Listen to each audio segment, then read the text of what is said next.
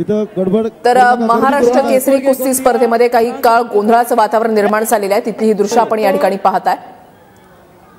4 योद्धे 1 गदा महाराष्ट्र केसरी सोहळा जो आहे तो या ठिकाणी पार पडतोय। मात्र या ठिकाणी काही गोंधळाची परिस्थिती निर्माण झालेली आहे।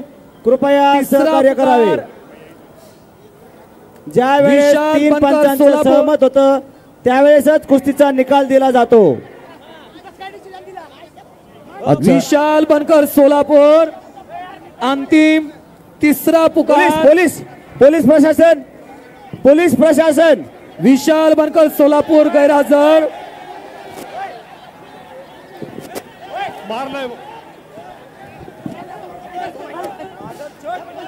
डबल महाराष्ट्र केसरी शिवराज राक्षेच्या पराभवानंतर हा गोंधळ जो आहे तो झालेला आहे।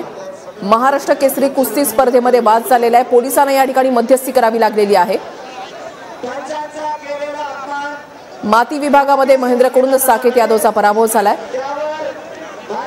काही मिनिटांपूर्वीच ही स्पर्धा जी आहे ती सुरू झालेली आहे। मात्र आता पोलिसांना या ठिकाणी हस्तक्षेप करावा लागलेला आहे। नांदेडचा डबल महाराष्ट्र केसरी शिवराज राक्षे याचा पराभव झाला आणि त्याच्यानंतर हा गोंधळ निर्माण झालेला आहे। सागर सुरवसे आमचे प्रतिनिधी आमच्या सोबत आहेत, अधिक माहिती जाणून घेणार आहोत। सागर, नेमकं काय घडलंय? विचार आपण पाहतो की खरं तर या ठिकाणी आपण काही वेळापूर्वी जो आहे तो सेमीफायनल सामना जो आहे त्या ठिकाणी पार पडलेला होता। खरं तर यामध्ये शिवराज राक्षे हा खरं तर मागील वेळी महाराष्ट्र केसरी स्पर्धेचा मानकरी ठरलेला होता।